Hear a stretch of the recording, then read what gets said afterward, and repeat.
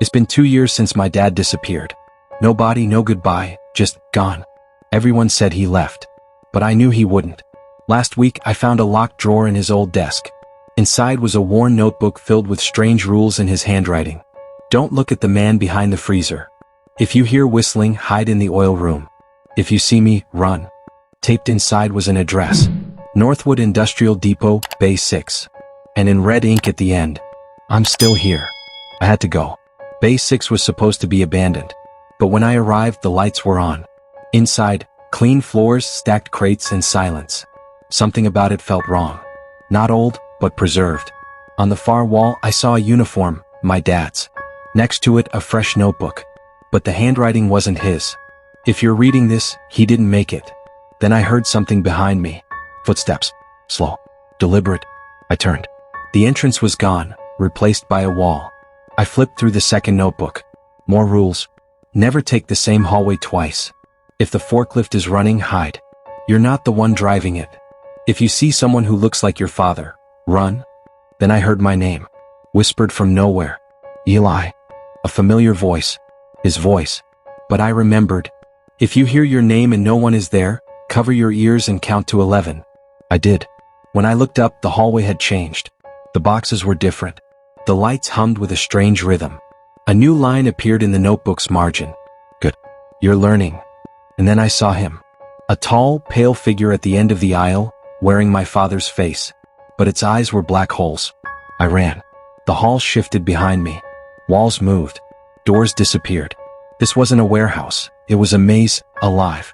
I ducked into a side room. A mirror hung crooked on the wall. But it didn't reflect me. It showed my father. Trapped. Screaming. Silently. He mouthed something. Don't trust what follows you. I turned and saw myself. Same face. Same clothes. But wrong. It smiled too wide and whispered, I know the way out. I ran again. I passed the same sign, Bay 6 checkpoint, 3 times. Finally I saw a hatch. Glowing red. Emergency exit. But one rule screamed in my mind. If you find an exit, ask if you found it, or if IT led you there. I hesitated. Behind me something growled.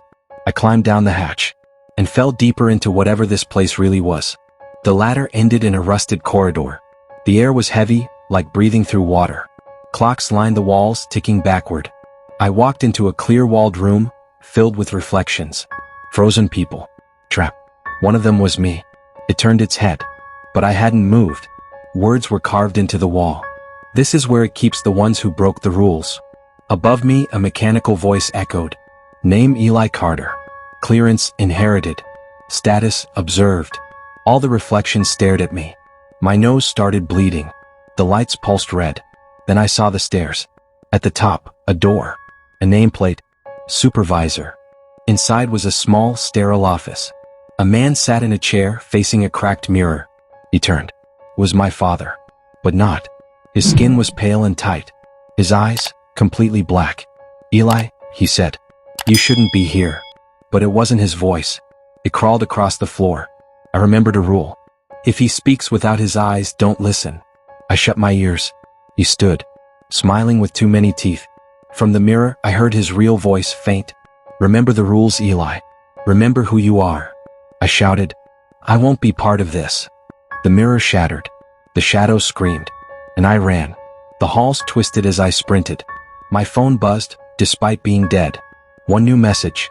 One last rule. The notebook opened itself. To leave, let go. Of fear. Of doubt. Of the past. I didn't understand. But I had no choice. The building howled behind me. I passed a mirror, my face stared back. Pale. Shaking. I looked into its eyes. My eyes. And let it go. The guilt. The fear. The need to know what happened. The mirror shattered. A door appeared. Blinding light poured in. I ran toward it. The screams behind me faded. And then, silence. I was outside. Morning sun. Clean air.